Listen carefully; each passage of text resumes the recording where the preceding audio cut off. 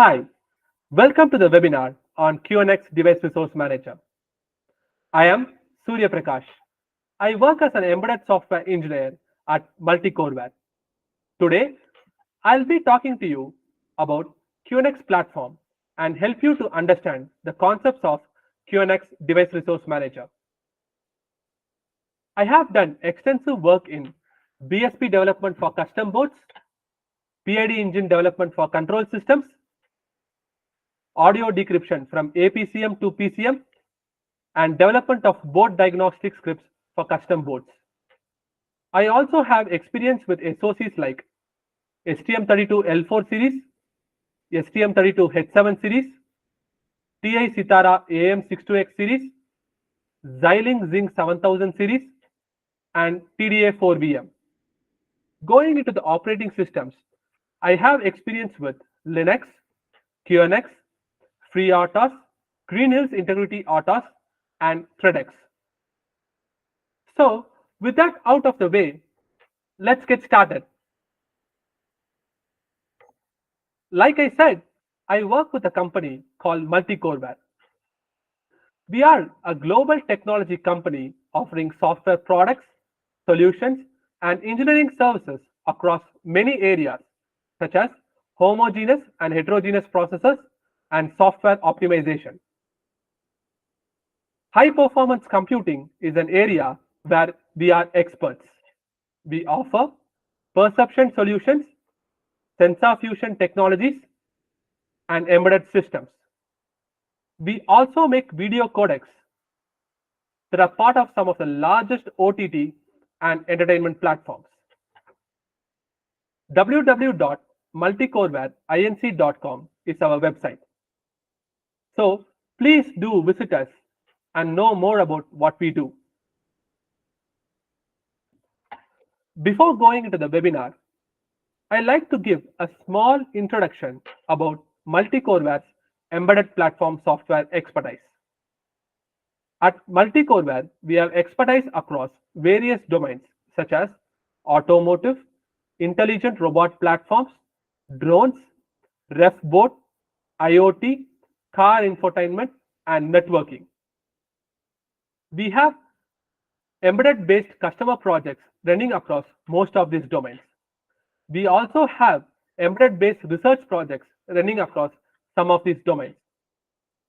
As far as the platforms and SoCs are concerned, we have expertise with some of the major platforms like Texas Instruments, Qualcomm, Infineon, NXP, Intel, Xilinx, Altera, Renesas, Microchip, and STM. Going into the operating systems, we have solid experience with Linux, Android, QNX, Green Hills Integrity RTOS, Azure RTOS, TI RTOS, WinDriver, FreeRTOS, Zephyr, and Nucleus. I would like to tell you about some of our major embedded works.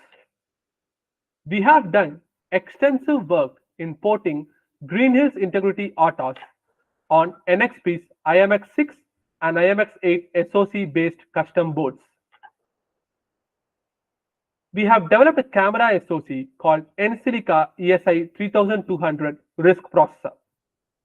In this project, MulticoreWare was involved in end-to-end software development, which includes firmware development, V4L2 driver development for host, and application development. We have done development and testing of HMI dual display on TI Sitara AM62X SoC using Linux operating system. We have ported Azure RTOS on Nucleo WL55JC board. We have done BSP development for Zybo Z720 board using the latest Petalinux 2022 version. Due to time constraints, I highlighted only few of our works. We have good, exciting embedded projects under the active development phase. Following topics will be covered as part of this session: QNX introduction, Resource Manager introduction, Device Resource Manager workflow, creating device resource manager, single and multi-threaded device resource manager, device resource managers message handlers, and library functions to interact with hardware. Before going into the QNX Device Resource Manager, I'll be giving a quick introduction on QNX operating system. In this modern world, we are trying to achieve higher levels of automation in the vehicles. To achieve those levels, the software becomes the most important part. Software used for this purpose must fulfill the following requirements. The software must be highly safe and secure. That is the most important thing.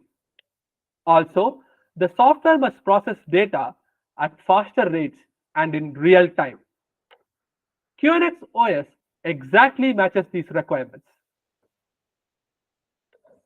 The QNX OS is a hard real-time operating system. QNX is used in more than 215 million vehicles on the road. Automakers and tier 1s around the world trust QNX to help them build safe, secure, and reliable automotive systems. QNX is the most sought after operating system in the automotive domain for three major reasons. Let's see them in detail. The first reason is safety. QNX is ISO 26262 ASIL D certified. ISO 26262 is the functional safety standard for automotive domain. When we use QNX in our products, we don't need to worry about the safety features as QNX itself comes with ISO 26262 certified safety features. This makes it possible to use QNX in high-risk automotive devices where safety is the utmost priority. The second reason is QNX architecture. The QNX consists of a microkernel that performs only three major functionalities, which are scheduling, message passing, and interrupt handling. All the other functionalities like device driver, file system, network stack, multimedia stack, and application code are handled by the resource manager. This architecture protects the microkernel from getting affected when there are any problems in the resource manager. Errors in the resource manager can be easily debugged and fixed without worrying about the kernel. The third reason is a limited size of QNX OS. Because of having that kind of architecture, the QNX has a limited size. This makes it possible to port QNX on microcontrollers with very less memory capacity.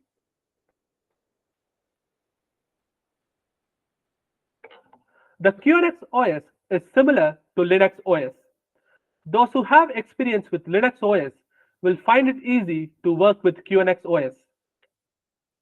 In QNX, the device driver, file system, application code, and even the microkernel is a resource manager.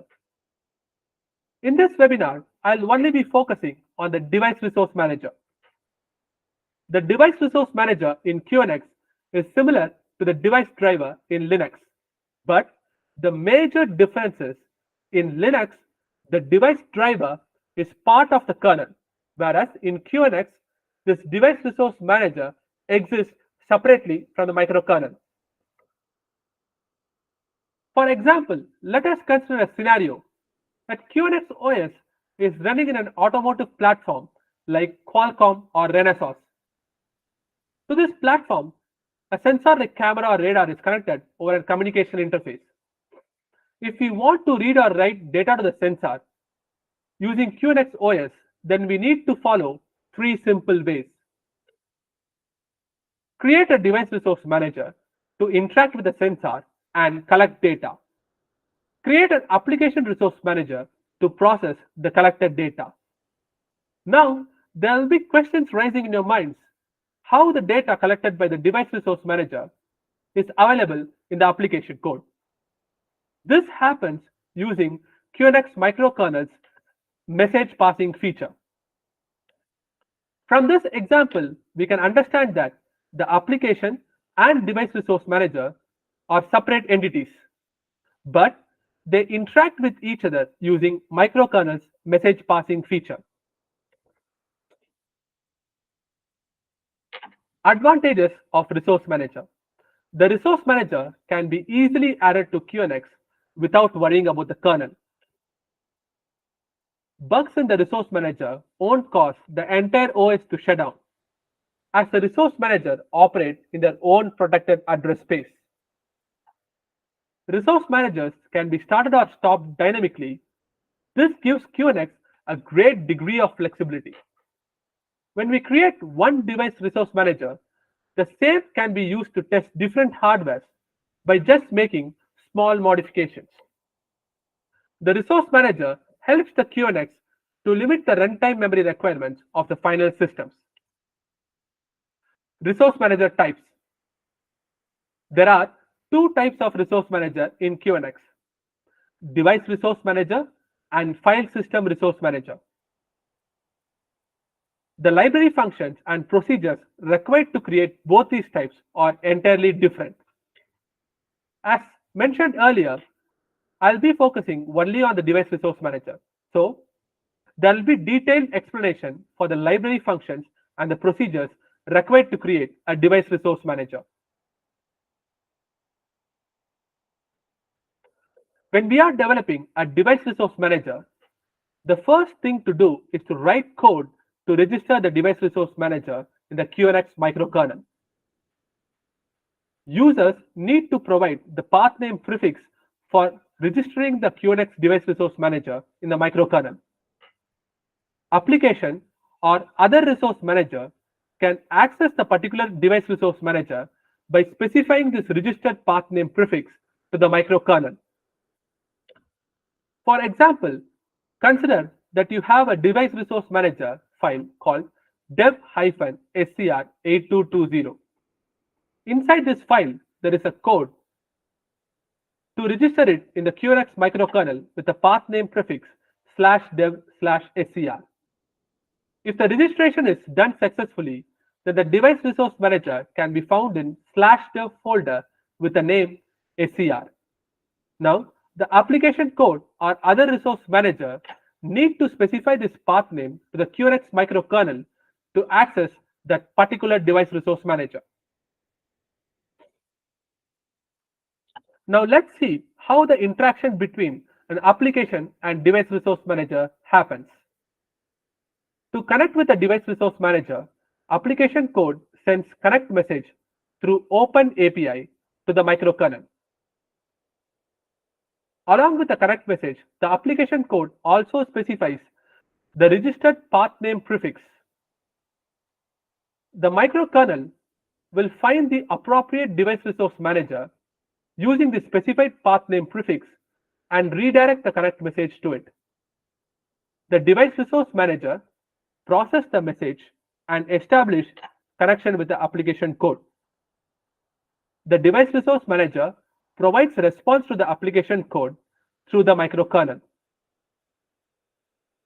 To write data to the hardware through device resource manager, application code sends write message through write API.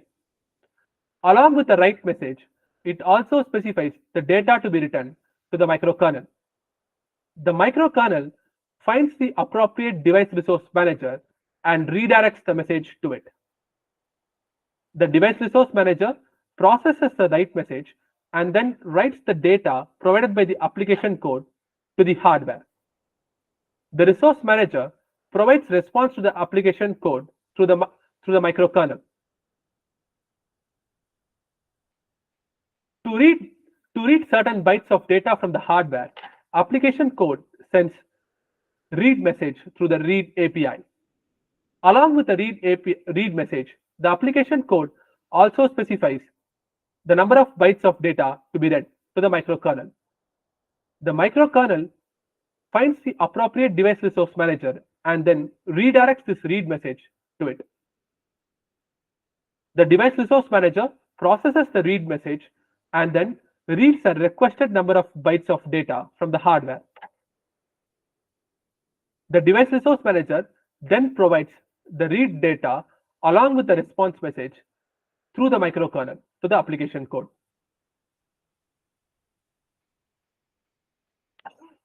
There are 4 device resource manager layers. Let's see them in detail. The first layer is the thread pool layer.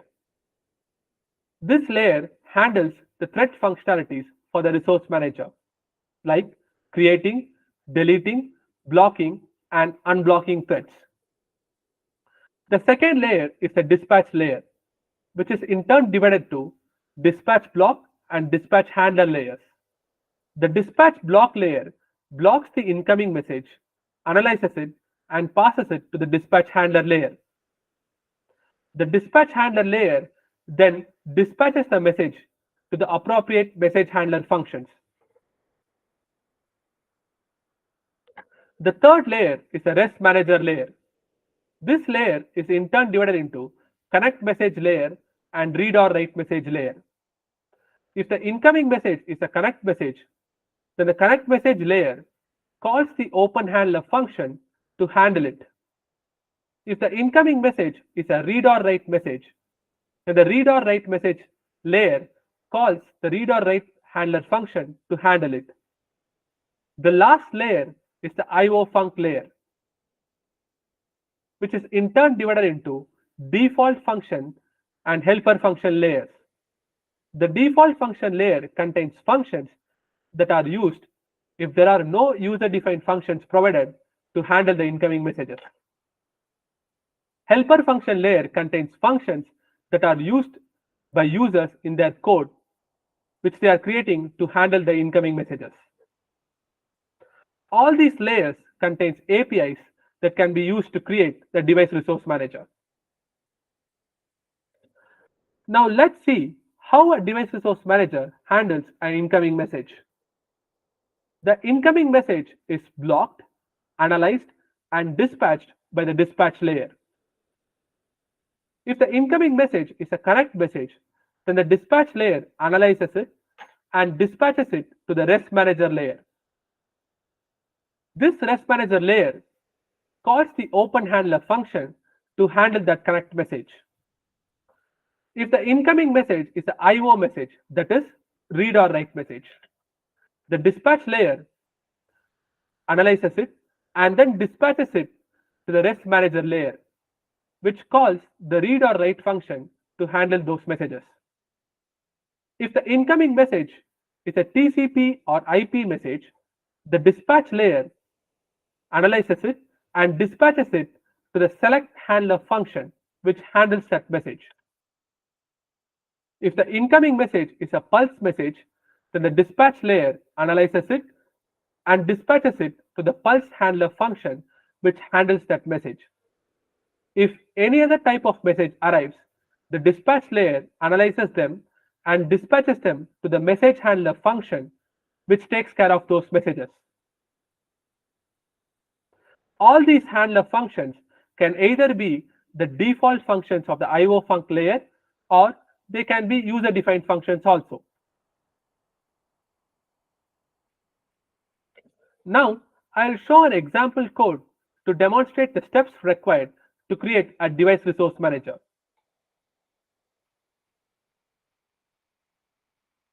Include header files iofunc.h and dispatch.h so that the APIs of iofunc and dispatch layer can be used. The first step is to create the dispatch create interface. This is done using this API, dispatch create, which belongs to the dispatch layer. This dispatch interface allows the dispatch layer to block, analyze, and dispatch the incoming messages. The second step is to set the resource manager attribute structure. This structure is part of the QNX library and belongs to the REST manager layer.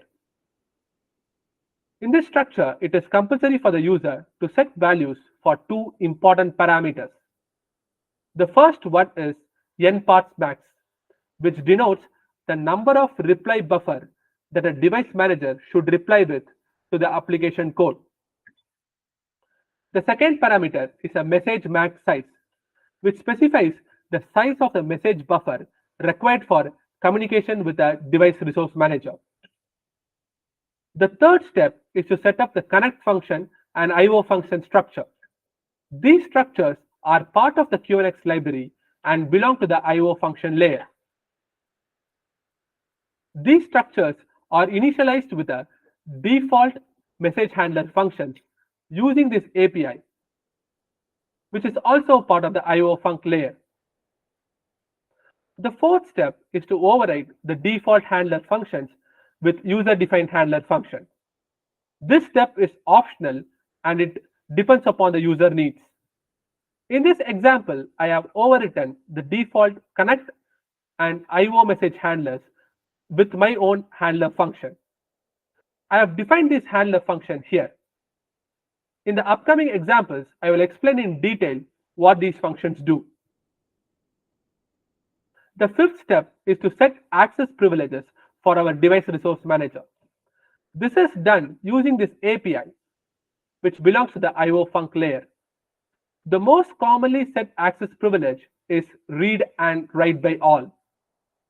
Providing this code will set the access privilege as read and write by all for our device resource manager.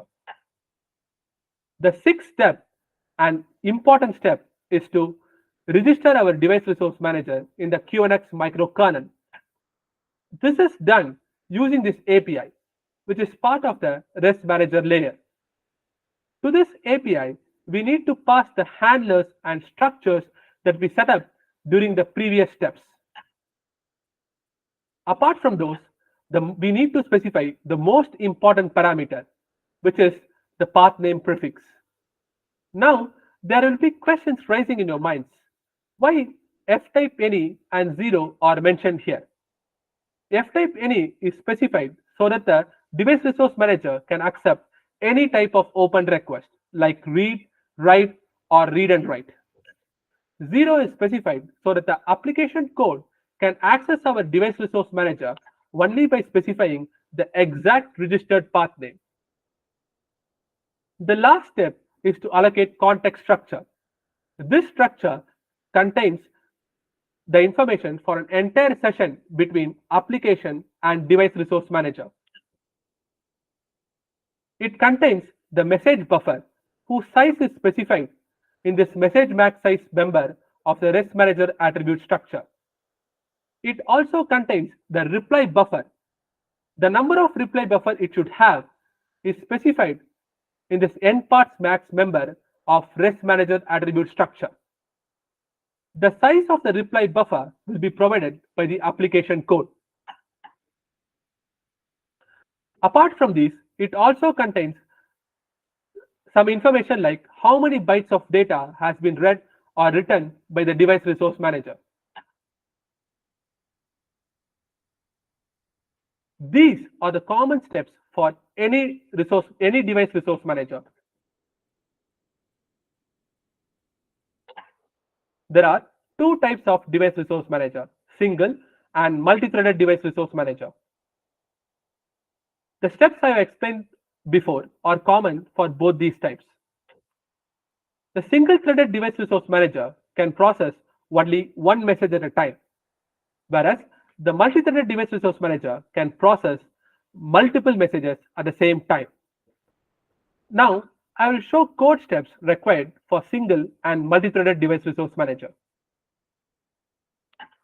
This is a piece of code that is required for a single-threaded device resource manager. There will be a while of one loop. Inside this loop, first there will be a dispatch block function, which blocks, analyzes, and passes the incoming messages to the dispatch handler function. This dispatch handler function then dispatches that message to the appropriate message handler function, which we have defined in the previous example. This is the same process that will be repeated for any type of incoming message. But remember, this code can handle only one message at a time. For multi-threaded device resource manager, the first step is to define the macro thread pool param t with the value dispatch context. This is done to inform the compiler that we will be using dispatch block layers function for creating the threads. The second step is to set up the thread pool attribute structure. This structure is part of the QNX library and belongs to the first layer, which is the thread pool layer. First, provide the dispatch interface handler, then provide the dispatch context allocate function, provide the dispatch block function, provide the dispatch unblock function, provide dispatch handler function, and provide dispatch context free function. Set low water value as 2. This means the number of threads in the block state, that is, waiting to receive the message, cannot be less than 2.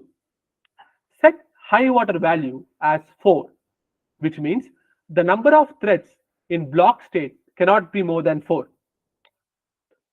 Set increment value as 1, which means when the number of threads in block state go below the set low water value, then a new thread will be created till it reaches the set low water value. Then set the maximum as 50, which means the number of threads that can be created cannot be more than this one. All these values are provided for example purpose. User can give values of their choice. The third step is to create the threads. For this, the thread pool create API is used. This API belongs to the thread pool layer. To this API, we need to pass the thread pool attribute structure, which we set up in the previous step.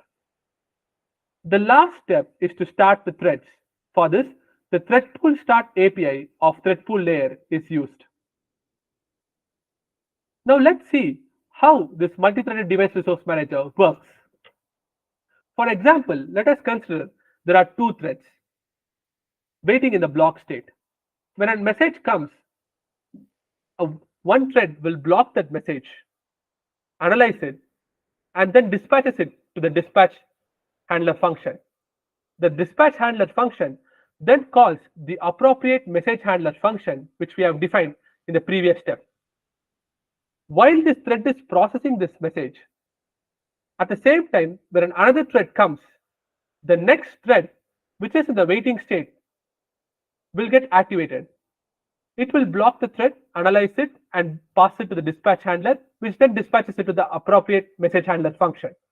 So, at the same time, we are able to handle 2 threads. This is the major difference between single and multi-threaded device resource manager. Once the threads are done with their processing, they are destroyed and the memory allocated for the threads gets erased. Now, I'll be showing examples to demonstrate how to create message handlers for a device resource manager. In this example, following topics will be demonstrated. Creating open handler function to handle incoming connect message.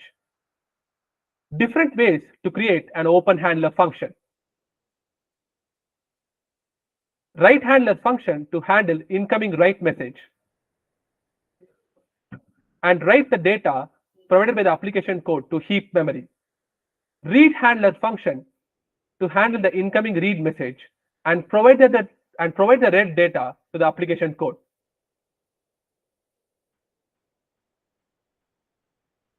Open handler.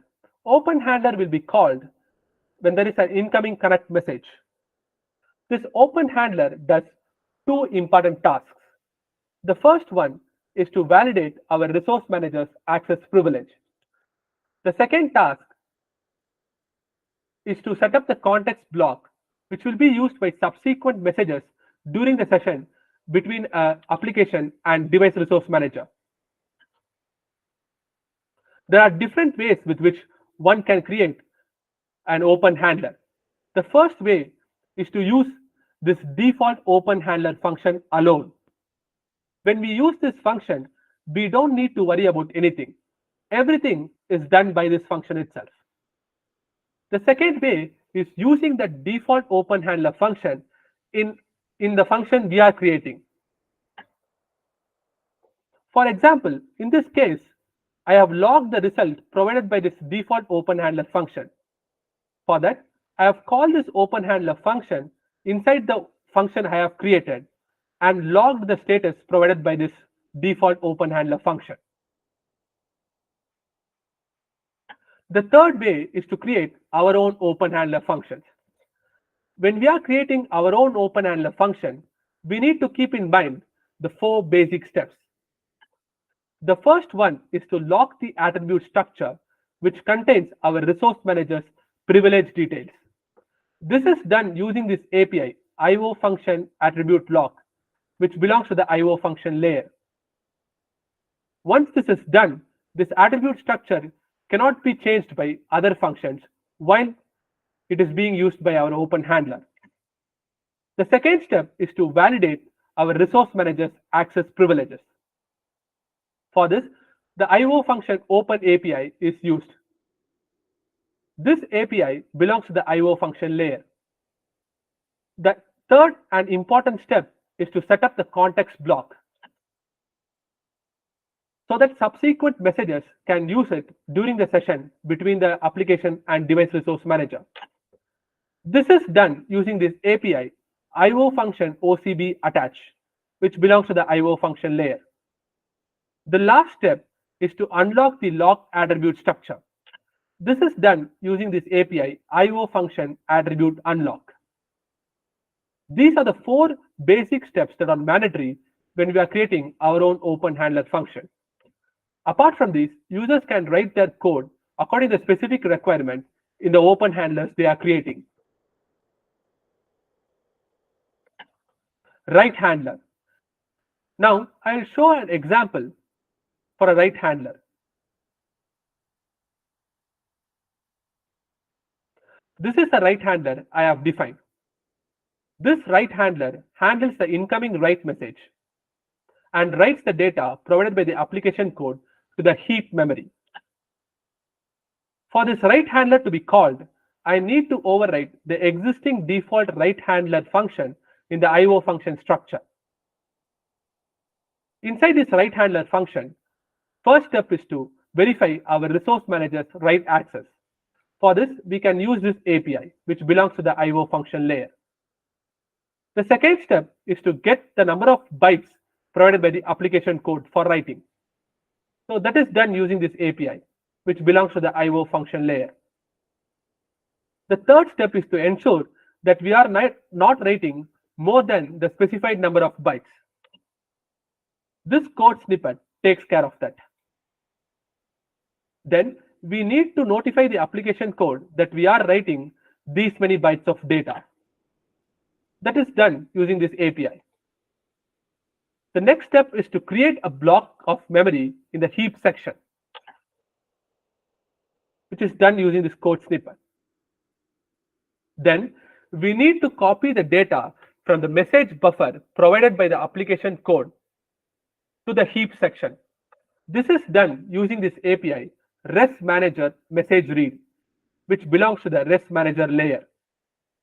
Finally, we need to provide response to the application code that write is successful. For this, we are using this API res manager endparts. Here, we have mentioned the endparts value as 0 because we are going to only provide write successful response and not the data.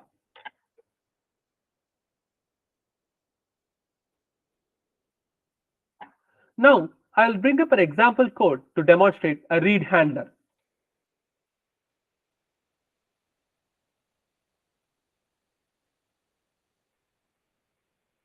This is a read handler. This read handler handles the incoming read message and reads the requested number of bytes of data and also provides those data to the application code. For this read handler function to be called, I need to override the existing default read handler function in the IO function structure, which I have done here. Inside this read handler function, the first step is to verify our resource manager's read access using this API, which belongs to the IO function layer. The second step is to get the number of bytes of data to read from the application code. We can use this API to achieve that. Now, we must see whether the number of bytes of data to read is less than equal to 0 or is more than 0. If it is less than 0, then we need to notify the application code that 0 bytes of data has been read.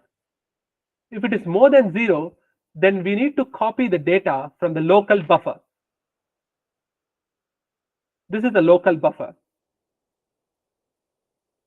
to the device resource manager's reply buffer. For that, we can use this API setIOV. Next, we need to notify the application code that we have read these many bytes of data. At the end, we need to provide response to the application code that read has been successful. But here, there is one more case which we need to keep in mind.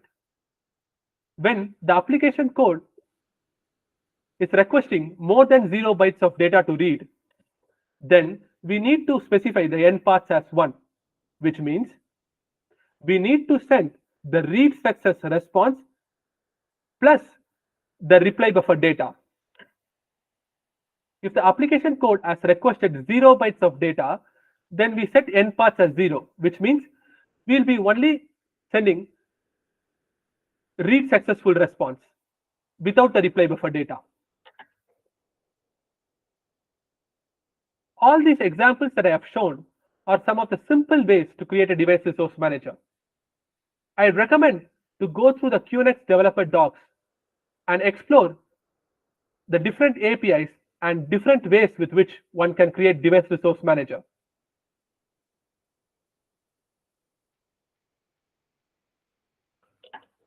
From the concepts explained so far, one can create a device resource manager and then ensure connectivity with it. If the user wants to use the resource manager to interact with the hardware, then we need to make small modifications in the read and write message handlers. Rest of the code remains the same. This gives users a great degree of flexibility, as the same resource manager can be used to test different hardwares just by making small modifications.